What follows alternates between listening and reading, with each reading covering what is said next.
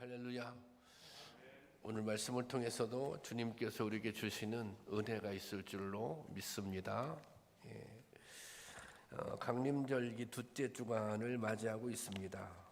4개의 강림절기 첫째 가운데 2개의 촛불이 밝혀 있습니다.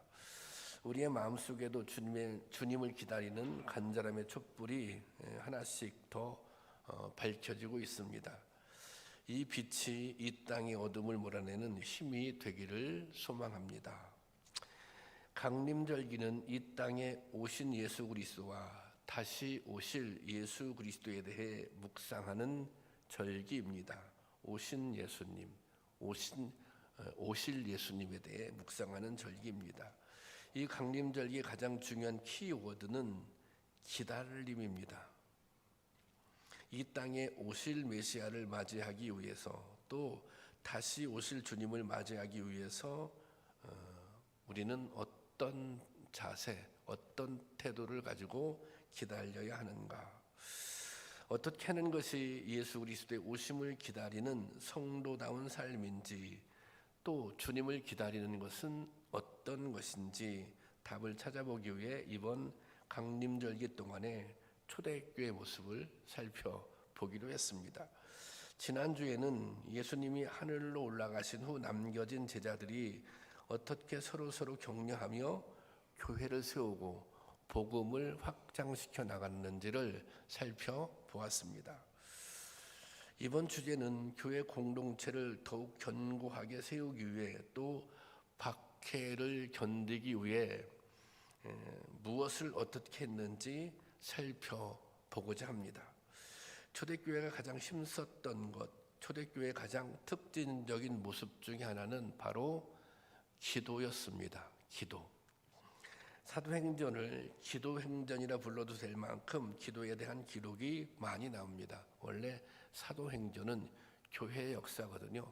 처음 세워졌던 교회 역사인데, 그러니까 교회 역사는 곧 기도의 역사다, 그렇게 말해도 되는 것입니다. 거의 사도행전의 모든 장면마다 기도가 언급되어 있습니다. 그들은 문제를 만났을 때도 기도했고, 또 문제를 해결했을 때도 기도했고, 무언가 어떤 일을 시작하기 전에 기도를 했습니다. 초대교회 성도들은 모든 상황, 모든 문제에 당면했을 때 기도를 했다는 것입니다. 이처럼 이들이 기도에 힘썼던 데는 2가지 이유가 있습니다. 첫째는 주님이 그렇게 하라고, 기도하라고 당부하셨기 때문에, 또 명령하셨기 때문입니다. 예수님은 기도를 신앙의 가장 중요한 힘으로 가르쳐 주었습니다. 그래서 제자들에게도 계속해서 기도에 대해 알려주셨고, 또 기도하라고, 기도해야 한다고 그렇게 가르쳐 주셨습니다. 구하면 얻을 것이고, 두드리면 열릴 것이고, 찾으면 찾게 될 것이다. 악한 자라도 자식에게 좋은 것을 줄 아는데 하늘에 계신 너희 아버지께서 구하는 자에게 좋은 것으로 주시지 않겠느냐, 이렇게 말씀하셨습니다. 이것은 마치 자녀가 아버지에게 구하는 것처럼 구하면 주신다는 거예요. 구하면 주신다. 그것은 구하는 대로 주님께서 응답해 주신다는 것입니다. 예수님께서 아버지께로 돌아가실 때가 임박하게 되었을 때도 제자들에게 당부하신 것은 기도하라는 것입니다. 흩어지지 말고 모여서 기도하라. 요한복음 16장 23절 말씀 보면, 다 같이 보겠습니다. 시작. 그날에는 너희가 아무것도 내게 묻지 아니하리라. 내가 진실로 너희에게 이르노니 너희가 무엇이든지 아버지께 구하는 것을 내 이름으로 주시리라. 너희가 무엇이든지 아버지께 구하는 것을 내 이름으로 주시리라. 이러한 주님의 가르침은 예수님이 승천하신 후에 더욱 절실하고 분명한 가르침으로 기억이 되었습니다. 이 초대교회는 이 예수님의 당부대로, 예수님의 분부하신 대로 이 말씀에 순종했던 것입니다. 2번째로 초대교회가 기도하는 교회로 전적인 힘을 기울인 것은 오순절 성령 임재의 사건입니다. 주님께서 부활 승천하시면서 이제 흩어지지 말고 기도하라. 이제 그러면 하나님께서 성령님을 보내줄 것이다. 그렇게 말씀하셨어요. 그래서 초대교회 교인들은 이 예수님의 말씀, 약속을 믿고 모여서 기도했어요. 그런데 그랬더니 오순절 망하의 다락방에서 놀라운 성령 강림의 역사를 체험하게 됩니다. 그러니까 이것이 그들에게는, 초대교회 성도들에게는 기도하면 하나님께서 이렇게 응답하시구나, 그것을 아주 구체적이고 실질적으로 경험하게 된 것입니다. 그래서 성도들은 기도하면 어떤 일이 벌어지는지, 기도하면 하나님께서 어떻게 응답하고 역사하시는지를 깨닫게 된 겁니다. 다른 말로 기도의 능력을 알게 된 것입니다. 그래서 초대교회는 기도하는 교회가 되었고 응답의 역사가 충만한 교회가 되었던 것입니다. 여러분, 기도하면 하나님께서 응답하십니다. 기도하면 역사가 일어납니다. 우리가 기도할 때 새로운 능력을 덧입게 되는 것입니다. 그러니 어떻게 기도하지 않을 수 있겠습니까? 초대교회 성도들이 기도할 수밖에 없었던 것은 주님의 당부도 있었고, 주님이 당부하신 대로 기도했더니 응답을 경험하게 된 거예요. 하나님의 역사를 경험하게 된 거예요. 그러니 기도하지 않을 수 없었던 것이지요. 여러분, 우리들도 이런 능력을 경험할 수 있기를 주님의 이름으로 축원합니다. 이 초대교회가 첫 번째로 이제 교회가 세워지면서 하나의 과제를 만납니다. 예수님 승천하신 후 초대교회 모인 성도들은 한 120명 정도 되었습니다. 120명도 되니까 이제 교회를 세워갈 지도력이 필요한 거죠. 예수님께서 그래서 12명의 제자를 세워주셨는데, 가룟 유다가 예수님을 배반하고 그리고 또 이제 자살하게 됐잖아요. 그래서 이제 새로운 제자가 새로운 이제 보충한 거죠. 사도를 보충하는데, 이것은 교회의 지도력을 처음 세우는 일이기 때문에 아주 중요한 일이었습니다.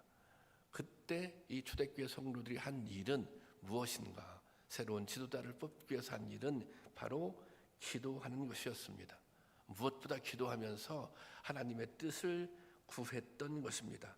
사도행전 1장 23절 말씀입니다. 다 같이 보게, 시작.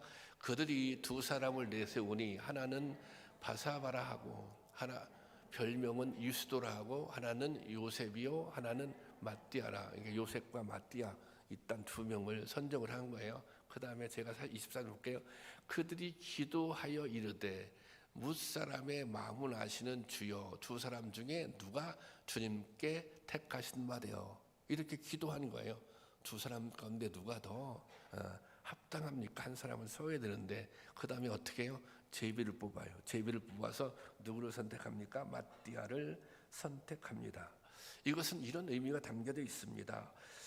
지금 사도를 세우는데 이 사도는 하나님이, 사람이 세우는 것이 아니라 하나님이 선택한 사도가 세워지게 하려는 것이었습니다.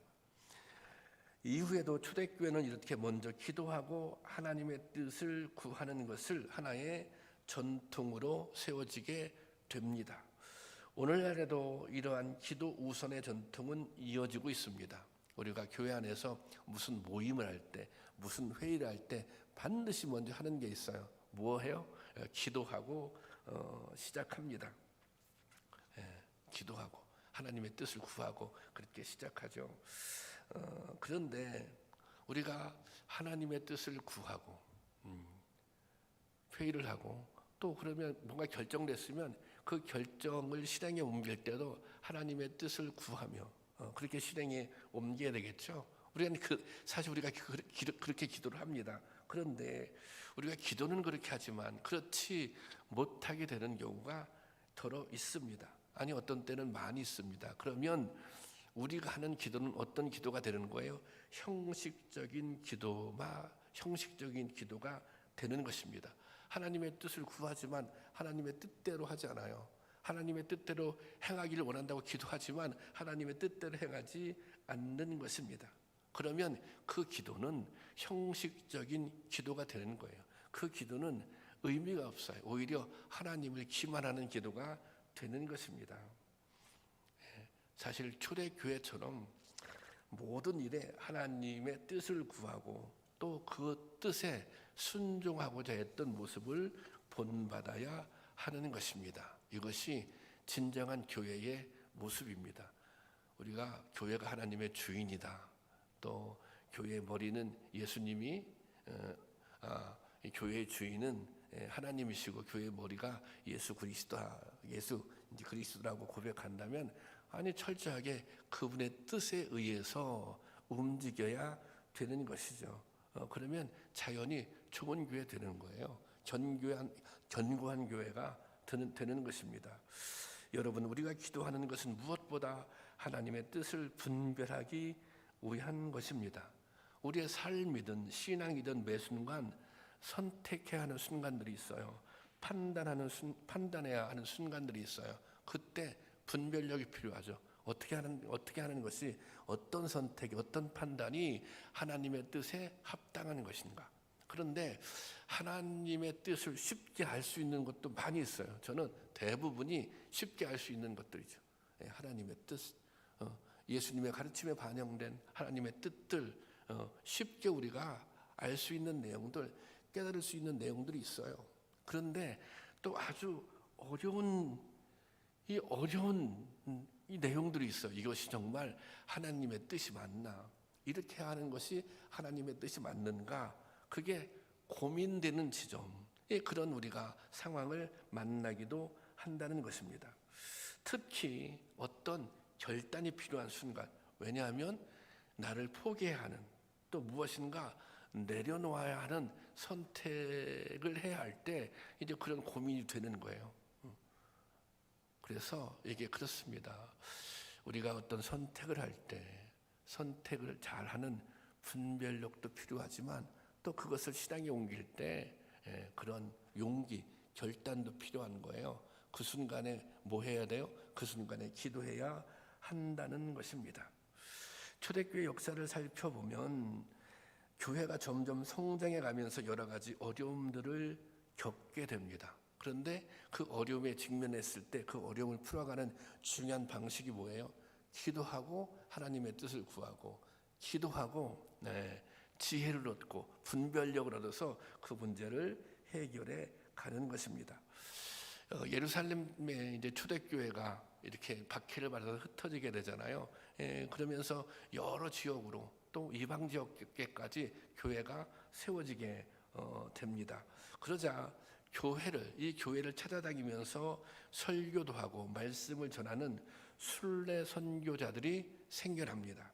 그런데 당시에는 아직 주님의 가르침이나 행적에 대한 기록이 완성되지 못했고 오늘처럼 무슨 신학교가 있었던 것도 아니고 교리적으로 잘 정리되지 않았어요. 그러니 저마다 제각각 자기 생각대로 자기 경험대로 말씀을 전했습니다. 더러는 나쁜 의도를 가지고 말씀을 곡해하는 사람도 있었습니다. 이것이 이단의 문제가 된 거예요. 이것이 거짓 선지자의 문제가 된 것입니다. 이 사도 바울이 고린도 교회를 개척했는데 고린도 교회에 이 거짓 선지자들이 들어와요. 그래서 그들이 잘못된 복음을 가리키고 그 복음에 이 성도들이 오염된 거예요. 그래서 어떤 일이 생겨요? 이 바울의 사도성을 부정하는 일이 생겼던 거예요. 왜 그런 일이 생겼어요? 이 성도들이 분별력이 없었기 때문에 그런 문제가 생긴 것입니다. 이 거짓된 가르침들을 판단하고 교회를 지켜내기 위해서는 분별력이 필요했던 것입니다. 베드로 사도가 교회에 보낸 편지에는 이런 상황에서 성도들이 바른 신앙의 길을 가기 위해 무엇보다 깨어서 기도해야 된다고 권면하고 있습니다. 베드로전서 5장 8절의 말씀 보겠습니다. 시작. 근신하라 깨어라 너희 대적 마귀가 우는 사자와 같이 두루다니며 삼킬 자를 찾나니. 여러분, 이것이 과거의 일만이 아니라 오늘 우리에게도 이런 분별력이 필요합니다. 사단의 세력은 여전히 성도들을 미혹하고 넘어뜨리려 합니다. 근데 기도하지 않으면 이 나에게 사단이 역사하는지 안 하는지 모르고 넘어갈 수가 있다는 거예요. 그리고 판단력에 혼란을 빠뜨려 바른 신앙을 방해합니다. 그리고 교회를 어지럽게 만들기도 합니다. 그래서 깨어서 기도해야 하는 것입니다. 여러분, 우리가 깨어 기도할 때 사단의 역사를 분별할 수 있습니다.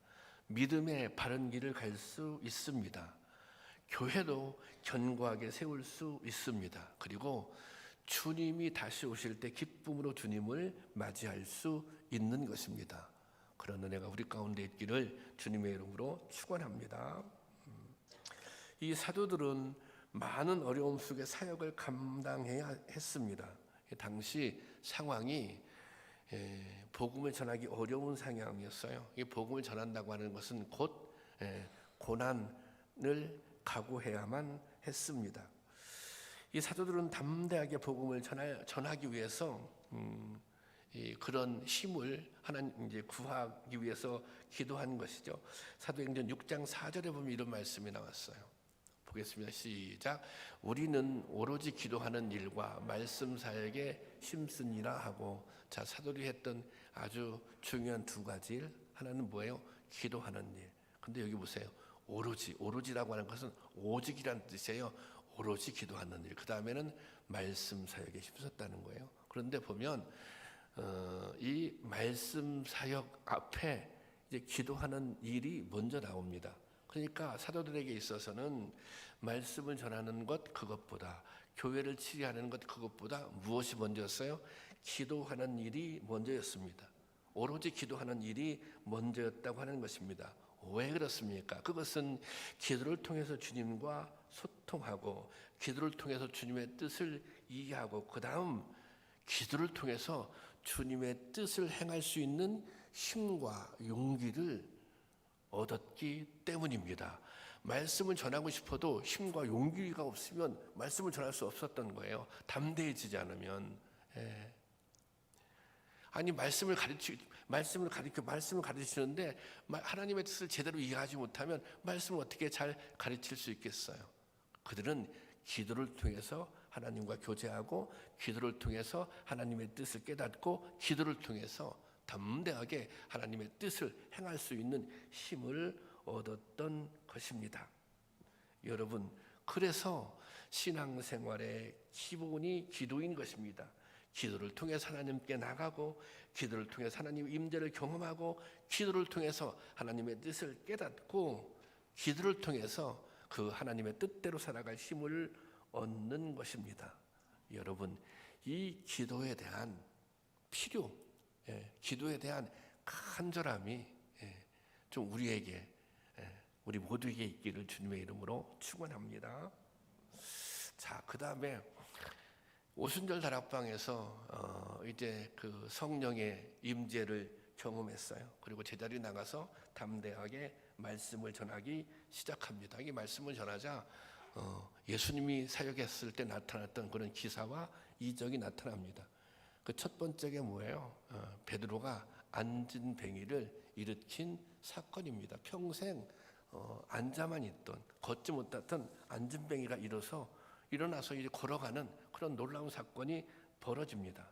이것이 예루살렘 전역에 이 소문이 났고 사람들에게 아주 이게 충격을 주었던 거예요. 그러니까 당연히 사람들은 이 주인공에 관심을 가지고 몰려들기 시작했습니다. 이 사람이 모이자 베드로가 예수 그리스도의 이름으로 복음을 선포할 때, 복음을 전할 때 5,000명씩 회개하는 역사가 나타났던 거 아니에요? 그런데 그 다음이 문제예요. 그 다음이. 그렇게 되자 본격적인 박해가 시작됩니다. 이것을 가장 못마땅해 여겼던 제사장들과 바리새인들이, 그들은 교회가 더 이상 성장하는 걸 원치 않았어요. 그것은 곧 자기들의 기득권에 위협이 된다고 생각했기 때문이에요. 그래서 사도들을 붙잡아서 처형하려고 합니다. 이 베드로와 그 요한이 잡혀 들어가요. 그래서 그들을 죽이려고 해요. 근데 막상 죽이려고 하니까 이미 그 베드로 또 이 제자들을 통해서 회심한 너무 많은 사람들이 있는 거예요. 여기서 잘못 이들을 처형하게 되면 오히려 이것이 반란이 될 수도 있어요. 그거를 두려워한 이 공회에서 그냥 내보냅니다. 내보낼 때 어떻게 내보내냐면 다시는 복음을 전하지 말라고. 그러면 그때는 용서하지 않겠다고. 그때는 너희가 죽음을 당할 거라고. 그러니까 입 다물고 가만히 있으라고.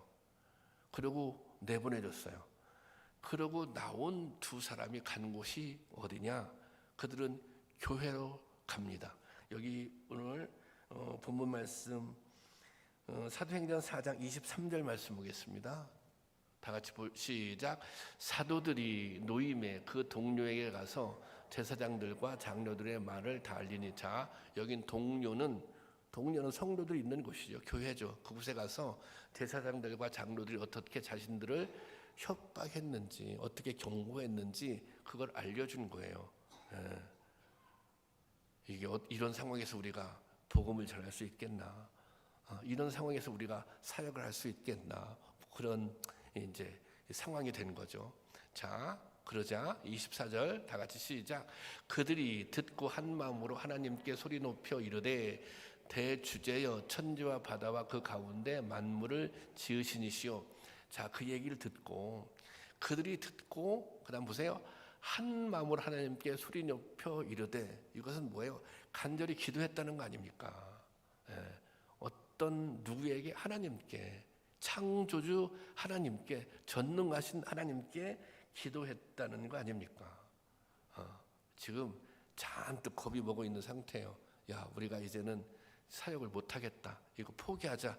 뭐 이제 그런 분위기에서 정말 우리가 이 상황에서 우리가 어떻게 합니까? 하나님께 간절히 기도했던 거예요. 그러자 사도행전 4장 31절 말씀입니다. 다 같이 보겠습니다. 시작.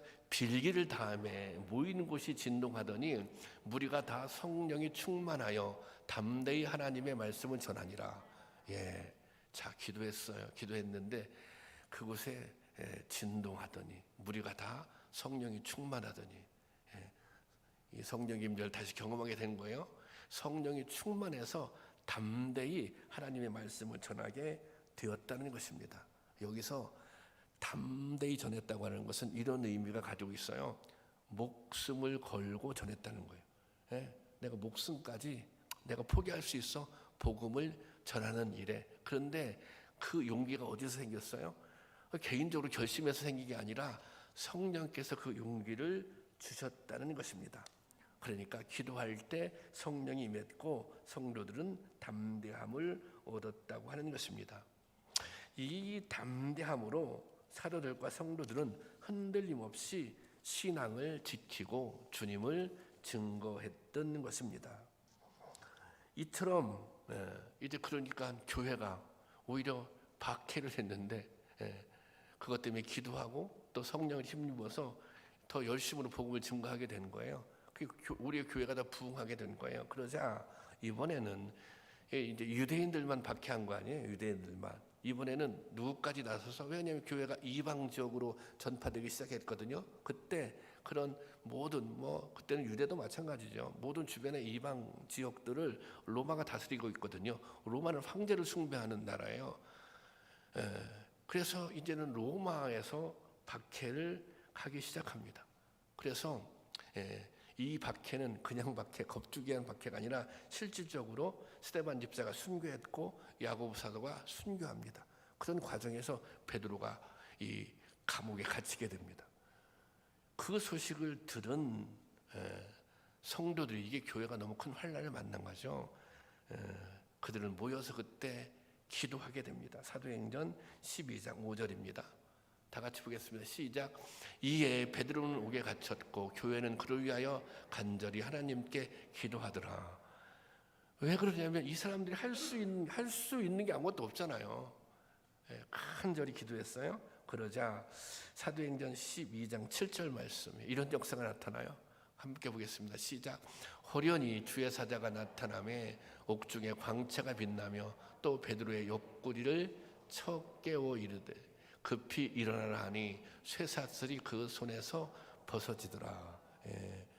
천사가 그 베드로를 거기서 구출해 주는 내용입니다. 이 초대교회가 어떻게 그렇게 힘있는 교회가 될 수 있었던가? 그 비결은 기도에 있었다고 하는 것입니다. 그들은 기도의 힘으로 환난을 이겼고 또 교회가 기도할 때 성령이 역사했습니다. 때로는 감옥문을 열어주기도 하고 때로는 새로운 일꾼을 보내준 거예요.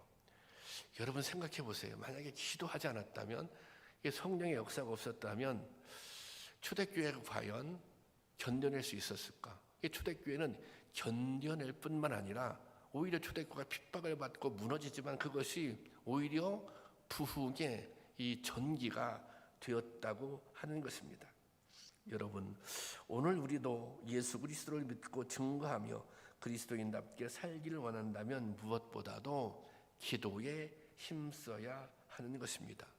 기도는 교회를 교회되게 하고 성도를 성도되게 하는 힘입니다. 초대교회 성도들에게 가장 절실하고 중요한 문제는 그리스도의 사람답게 살다가 다시 오실 주님을 맞이하는 것이었습니다. 제가 종말론적 믿음 얘기했죠. 이 사람들의 관심은 지금 잘 먹고 지금 잘 살고 지금 많은 것을 누리는 것이 아니었어요. 물론 그것을 포기하라는 것은 아니에요. 그것이 우선적인 관심이 아니었단 말이에요. 그들의 우선적인 관심은 언젠가는 주님께서 다시 오실 텐데 내가 그때 어떻게 주님을 맞이할 것인가, 내가 정말 준비가 되어 있는가, 그것이 그들의 삶의 첫 번째 우선순위였다는 것입니다. 언제인지는 모르나 반드시 다시 오실 주님을 기다리는 것, 그 주님 앞에 부끄럼 없는 모습으로 서는 것, 주님이 명령하신 대로 땅끝까지 복음을 전하는 것이 이들에게는 가장 중요한 문제였습니다. 이것을 제대로 감당하기 위해서 성도들은 기도했던 것입니다.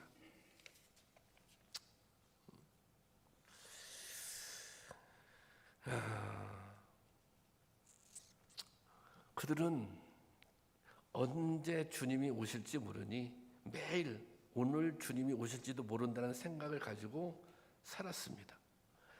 서로를 향한 사랑과 섬김도 이들은 마치 마지막 날을 사는 것처럼 행했던 것입니다. 마지막 날인 것, 마지막인 것처럼 사랑하고 그렇게 섬기고, 그래서 오늘 당장 주님이 오셔서 그 앞에 서게 되어도 아쉬움이 없도록 사랑하고 섬겼습니다. 그들은 믿음을 지키려고 하다가 언제 어떤 일을 당할지 모르는 환난의 시대를 살았습니다. 그러니 함께 살아가는 동료를 위해서 기도할 수밖에 없었습니다. 기도는 그들이 서로를 위해 해줄 수 있는 최고의 사랑이었습니다. 이것이 초대교회가 환난 속에서도 무너지지 않고 부흥한 이유입니다. 교회다운 교회로 역사에 남을 수 있었던 힘입니다. 오늘 우리 교회도 이런 모습이 있기를 소망합니다. 사람들은 누구나 좋은 공동체는 사랑이 있는 공동체로 생각합니다. 그렇죠? 그리고 그 사랑은 함께 모여 식사를 하거나 즐거운 친목의 시간을 가질 때 생긴다고 생각합니다. 맞습니다. 틀린 말이 아닙니다. 하지만 신앙 공동체는 반드시 여기에 하나를 더 해야 됩니다. 왜냐하면 모여서 식사를 하고 친목을 하는 것은 세상 사람들도 다 할 수 있는 일입니다. 성도들에게 필요한 한 가지, 여러분 그게 무엇인지 이미 여러분 알고 계시죠? 그것은 함께 때로는 서로를 위해 기도하는 것입니다. 그의 문제를 나의 문제인 것처럼, 그의 아픔을 나의 아픔인 것처럼, 그의 어려움을 나의 어려움인 것처럼 여기고 중보할 수 있어야 합니다. 그래야 사랑의 공동체가 될 수 있습니다. 내가 무언가 나눠주고 싶은 게 있어요. 근데 나눠주고 싶을 나는 아무런 능력이 없는 거예요. 그렇지만 여러분, 기도는 할 수 있지 않습니까? 그렇잖아요. 기도는 할 수 있잖아요. 간절하게 기도할 수 있잖아요. 근데 여러분, 기도보다 더 큰 힘은 없다는 것입니다. 우리가 중보해야, 서로를 위해 기도할 수 있어야 그것이 사랑의 공동체가 될 수 있는 것입니다.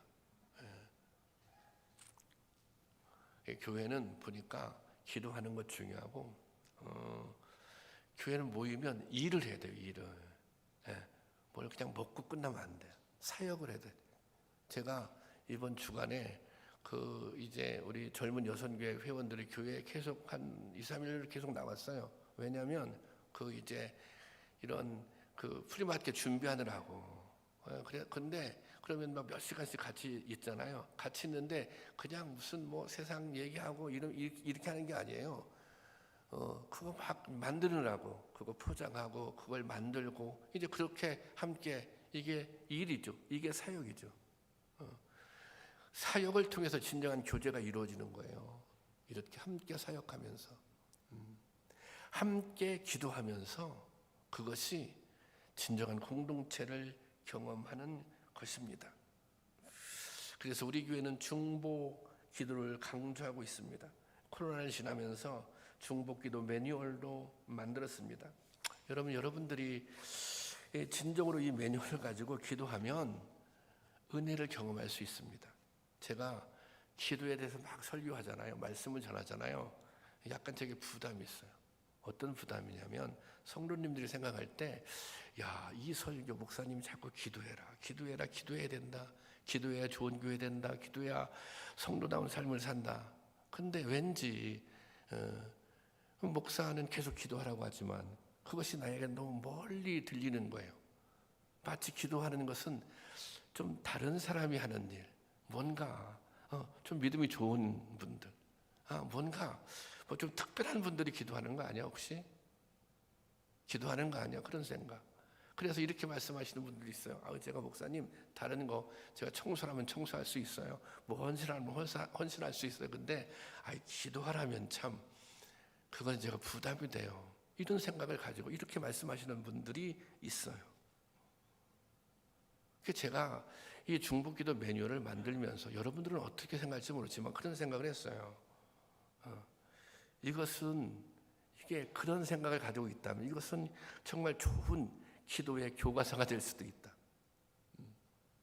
여러분들이 진심으로 그 10분이 안 걸려요. 그 기도문을 하루에 한 번씩 진심으로 한 번 읽어보세요. 읽는 게 기도죠. 기도하면서 읽어보세요. 그러면 반드시 거기에 은혜가 있어요. 제가 그걸 왜 알고 있느냐? 저도 해보면서 경험했고, 그리고 우리 교회 많은 성도님들이 그 중보 기도문을 매일 읽다가 자기가 은혜 받았다고, 야, 이게 정말 기도하니까 응답되더라고, 기도하니까 능력이 나타나더라고, 그거 하다가 내가 다른 기도의 제목을 발견하고 더 기도하게 됐다고 그렇게 간증하시는 분들이, 심지어 다른 교회 다니시는 분들도 저에게 그런 간증을 해주시는 분들이 있어요. 여러분 해보셨어요? 안 해보시면 왜 안 하세요? 여러분 한 그릇도 알잖아요. 이게 새벽 기도에 나오는 거 아니지 않습니까? 수요 성령 기도 못 나올 수 있죠. 근데 하루에 10분씩만 내면서 한번 기도해 보세요. 아니 여러분, 주변에 가깝게 지내는 성도님들이 막 아파, 고통스러워해. 그러면 그분을 위해서 기도해 주고 싶지 않아요?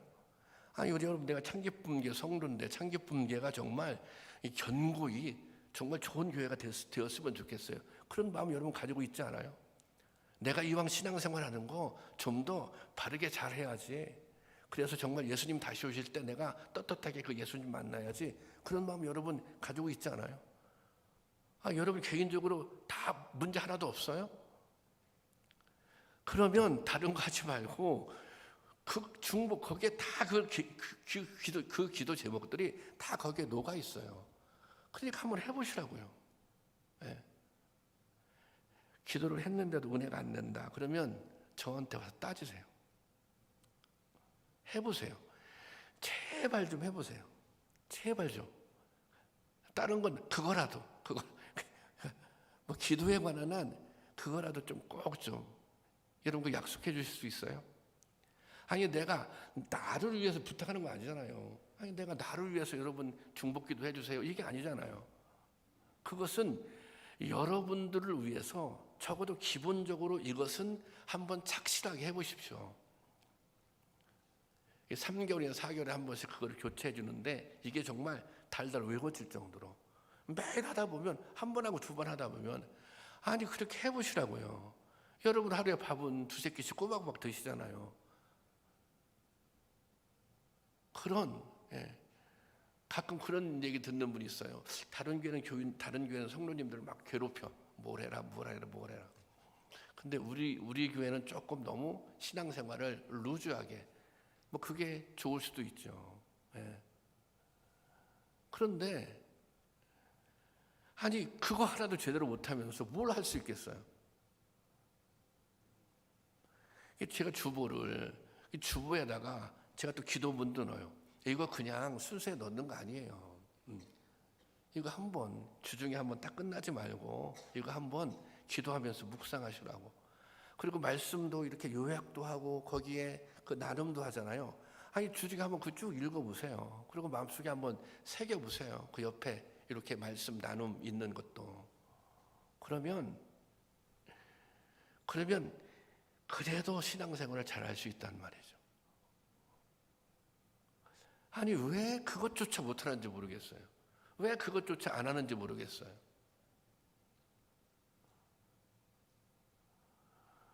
그러면 안 돼요. 다른 거 대단한 거 하라는 거 아니에요. 그거부터 한번 해보세요. 제대로 한번 해보세요. 은혜를 체험하지 않나 못하나 해보신 다음에 목사님 이거 전혀가 안 되는데요. 저한테 항의하셔도 괜찮아요. 근데 그것이 그 기도문이 잘 됐다, 그 기도문 자체가 능력 있다, 그게 아니에요. 기도가 그런 것이에요. 기도가